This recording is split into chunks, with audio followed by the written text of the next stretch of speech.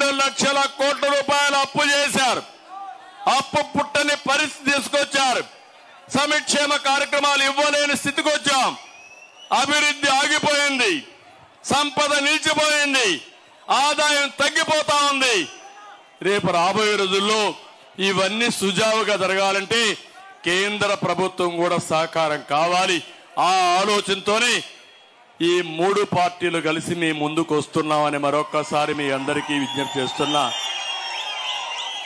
అధికారం కోసం కాదు, నేను చూడని అధికారం లేదు. ఉందా తమ్ముళ్ళు అని మిమ్మల్ని అడుగుతున్నా. సమైక్య ఆంధ్రప్రదేశ్ అందరికంటే ఎక్కువ సమయం నేనే ముఖ్యమంత్రిని, 15 ఏళ్ల ప్రతిపక్ష నాయకుడిని. నా ఆలోచన అది కాదు. నన్ను ఆదరించిన మీరు ఇబ్బందుల్లో ఉన్నప్పుడు మేమందరం కలిసి మళ్లీ రాష్ట్రాన్ని ఘాటిలో పెట్టాలని ఏకైక ఆలోచనతో మీ ముందుకు వచ్చాను. మీ ఆశీస్సులు కోరుతున్నాం. ఆశీస్సులు ఇస్తామని గట్టిగా చప్పట్లు కొట్టి మీరంతా కూడా చేయాలి. ఎవరైతే మైనారిటీ సోదరులు చెప్తున్నాం, నేను రాజకీయాలు 45 ఏళ్లు ఉన్నాను. జగన్మోహన్ రెడ్డి 10 ఏళ్లు ఉన్నాడు. మీరు ఒకసారి ఆలోచించుకోండి. 5 సంవత్సరాలు కేంద్రంలో అన్ని బిల్లులు సపోర్ట్ చేసి ఇప్పుడు నన్ను వ్యతిరేకంగా మాట్లాడుతున్నాడు.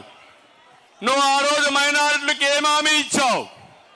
ఈరోజు హామీని నిలబెట్టుకున్నావా? నువ్వు బిల్లులన్నీ సపోర్ట్ చేసి ఇప్పుడు రాష్ట్ర అవసరం కోసం మేము ఎన్డీఏలో కలిస్తే మమ్మల్ని విమర్శించే హక్కు నీకు ఎక్కడుందని అడుగుతున్నా.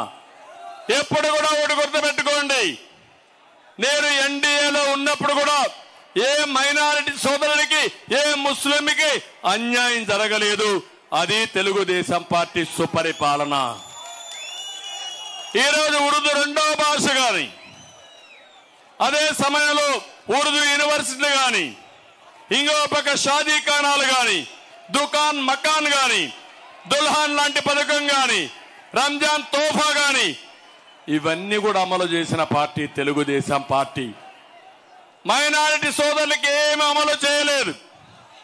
బీసీలకు ఏ పథకం లేదు, ఎస్సీలకు ఏ పథకం లేదు. కడాన ఎస్సీలను చంపి డోర్ డెలివరీ ఇచ్చిన పార్టీ ఈ వైఎస్ఆర్ కాంగ్రెస్ పార్టీ. బీసీలను నాశనం చేసిన పార్టీ. భూములు కబ్జా చేసి దిక్కులేని పరిస్థితిలో సుబ్బారావు అనే వ్యక్తి ఒంటిమిట్లో కుటుంబం కూడా ఆత్మహత్య చేసుకున్నారంటే ఎలాంటి పార్టీ మీరు ఆలోచించండి. అబ్దుల్ సలీం నంద్యాలలో వీళ్ళ వేధింపులు తట్టుకోలేక ప్రాణాలు కోల్పోయే పరిస్థితి వచ్చింది. 4 భార్య భర్త 2 పిల్లలు బలవంత మరణం చేసుకున్నారు. అన్నెందుకు ఈ పలమనేరులో నేను సవాలు విసురుతున్నా. ఇప్పటికి కూడా నా కళ్ళ ముందర కనపడుస్తా ఉంది, నా మైండ్ లో ఉంది. మిస్బా చరిత్ర మీకు తెలుసు కదా తమ్ముళ్ళు అని అడుగుతున్నా. తెలుసంటే చేలపైకి ఎత్తండి. ఇప్పుడు ఆ కుటుంబం ఇక్కడ ఉందా, పలమనేరులో ఉందా అని మిమ్మల్ని అడుగుతున్నా. అంటే ఒక మైనారిటీ అమ్మాయి చదువుకోవడానికి వీలు లేదా?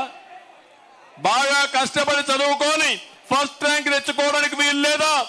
దుర్మార్గులు వైఎస్ఆర్ కాంగ్రెస్ నాయకులు ఆ అమ్మాయిని వేధించి చదువుకోకుండా చేసి కడాన నేను అనుకున్న లక్ష్యాన్ని నెరవేర్చుకోలేని ఆత్మహత్య చేసుకునే పరిస్థితి వచ్చిందంటే తమ్ముళ్ళు మీరు సహిస్తారా అని మిమ్మల్ని అడుగుతున్నా.